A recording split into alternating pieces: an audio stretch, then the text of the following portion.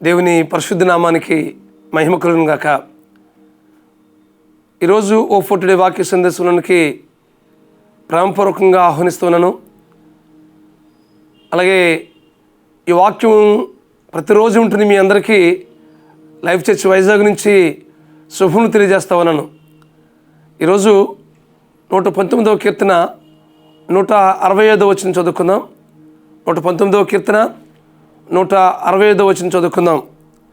నీ ధర్మశాస్త్రమును ప్రేమించు వారికి ఎంతో నెమ్మది కలదు. నీ ధర్మశాస్త్రము ప్రేమించు వారికి ఎంతో నెమ్మది కలదు అని ఇక్కడ కీర్తనకారుడు తెలియజేస్తున్నాడు. ఈ 119వ కీర్తన మనం గమనించినట్లయితే వాక్యం యొక్క ప్రాధాన్యత ఎంత గొప్పదో ఇక్కడ భక్తుడు తెలియజేస్తున్నాడు. నీ ధర్మశాస్త్రము ప్రేమించే వారికి నెమ్మది కలదు అని అనట్లేదు. నీ ధర్మశాస్త్రం ప్రేమించే వారికి ఎంతో నెమ్మది కలదు. దేవుని వాక్యము మన హృదయాల్లో ఉన్నట్లయితే ఎన్ని ప్రతికూలతలు మన జీవితంలో ఎదురవుతున్నప్పటికీ మనం మాత్రం నెమ్మలంగా ఉంటాం, నెమ్మది పొందుకుంటాం. అందుకోసమే అదే కీర్తనకారుడు అంటాడు, నీ వాక్యము నన్ను బ్రతికించి ఉన్నది, నా బాధలో ఇదే నాకు నెమ్మది కలిగించుచున్నది అని అంటున్నాడు. వాక్యము బ్రతికిస్తుంది, బాధలో నెమ్మది కలిగించుచున్నది అని అంటున్నాడు. దేవుని వాక్యం ఎప్పుడు కూడా మన జీవితంలో నెమ్మది పొందుకుంటుంటాం. పౌలు ఒక దినాన దేవునికి తన జీవితాన్ని అప్పగించుకున్నప్పుడు పరిచర్యలో చాలా బలంగా వాడబడుతున్నాడు. దేవుడు తన ఉద్దేశాన్ని, తన సంకల్పాన్ని పౌలు జీవితం ద్వారా నెరవేరుస్తూ వస్తున్నాడు. అయితే పౌలు ఎంత గొప్ప పరిచయం చేసినటువంటి పౌలు ఎన్నో ఆధిక్యతలు పెంటతో సమానంగా ఎంచుకుని ప్రభు పరిచర్యలో కొనసాగిపోతున్నటువంటి పౌలు, ఆయన జీవితంలో ఒక ముళ్ళు శరీరంలో ఉంది. శరీరంలో ఆ ముళ్ళు ఉన్నదాన్ని బట్టి దేవుని సన్నిధిలో ముమ్మారు ప్రార్థన చేశాడు. ఈ ముళ్ళు తొలగించు ప్రభు అని.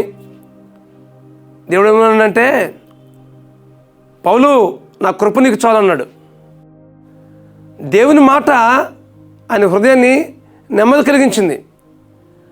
ఆ ముళ్ళు లేకపోతే ఆయన హెచ్చించబడే పరిస్థితులకు వెళ్ళిపోతాడేమో కనుకనే ఆ ముళ్ళు అతనికి ఆశీర్వాదకరంగా ఉంచాడు. ఆ మాట వినగానే పౌలు జీవితంలో నెమ్మది పొందుకున్నాడు. ఈ వాక్యం ఉంటుంది మీ జీవితాల్లో కూడా. వాక్యానికి మనం ప్రాధాన్యత ఇచ్చినప్పుడు ఆయా పరిస్థితులకు తగినట్లుగా దేవుడు తన వాక్యం ద్వారా మాట్లాడతాడు. అప్పుడు మన జీవితంలో గొప్ప నెమ్మది పొందుకుంటాం. అందుకోసమే వాక్యాన్ని ప్రతిరోజు మనం ధ్యానించినప్పుడు, వాక్యంతో మనం హృదయం నింపబడినప్పుడు వాక్యానుసారంగా జీవిస్తాము. ఎన్ని ప్రతికూలతలు మన జీవితంలో ఎదురుతున్నప్పటికీ వాటిని వాక్యం ద్వారా ఎదుర్కొంటాం. వాక్యానుసారంగా జీవిస్తాం. తద్వారా మన జీవితంలో నెమ్మది పొందుకుంటాం. హృదయంలో గలిబిలి, కంగారు, ఆందోళన చోటు చేసుకోదు.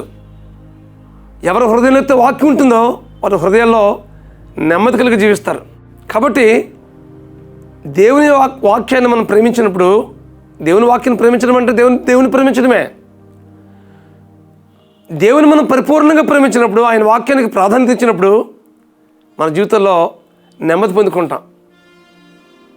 మన హృదయాన్ని కదిలించే పరిస్థితులు ఎన్నో వచ్చినప్పటికీ ఏ విషయంలో కూడా మనం భయపడం, ఆందోళన చెందాం, కంగారు పడం, గలిబిలి చెందాం. నిమ్మలంగా ప్రభు వైపు చూస్తూ మనం ముందుకు కొనసాగిపోతాం. ఎప్పుడునంటే మన హృదయాల్లో వాక్యంతో నింపబడినప్పుడు, మన వాక్యాన్ని ప్రేమించినప్పుడు మన జీవితంలో గొప్ప సంతోషాన్ని, సమాధానాన్ని పొందుకుంటాం. కాబట్టి వాక్యం ఉంటుంది మీ జీవితంలో. ప్రతిరోజు వాక్యం చదువుతున్నారా? వాక్యం ధ్యానం చేస్తున్నారా? వాక్యానుసారంగా జీవిస్తున్నారా?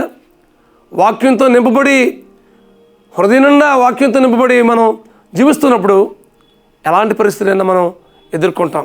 అటు కృప పరిశుద్ధాత్మ దేవుడు మీకు అనుగ్రహించి నడిపించును గాక. ప్రార్థన చేసుకుందాం. బ్రహ్మస్వరూపుడా, మహాకృపగల మా తండ్రి, మీ ధర్మశాస్త్రమును ప్రేమించేవారు ఎంతో నెమ్మది పొందుకుంటారని మీ వాక్యం ద్వారా మాతో మాట్లాడారు ప్రభువా. మీ వాక్యం చేత నడిపించబడగలిగే జీవితాలు మాకు అనుగ్రహించి నడిపించవలసిందిగా ప్రార్థిస్తున్నాం ప్రభువా.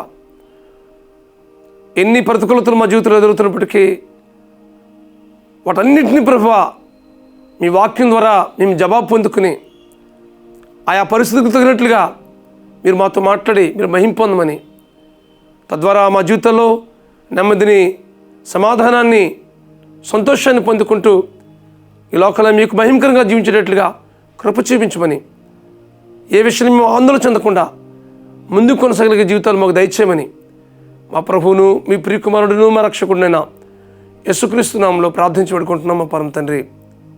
ఆమేన్, ఆమేన్, ఆమేన్. దేవుని వాక్యాన్ని మీరు ప్రేమించినట్లయితే మీ జీవితాల్లో గొప్ప నెమ్మది పొందుకుంటారు. అటు కృప పరిశుద్ధాత్మ దేవుడు మీకు అనుగ్రహించి నడిపించును గాక. God bless you friends. Have a wonderful day.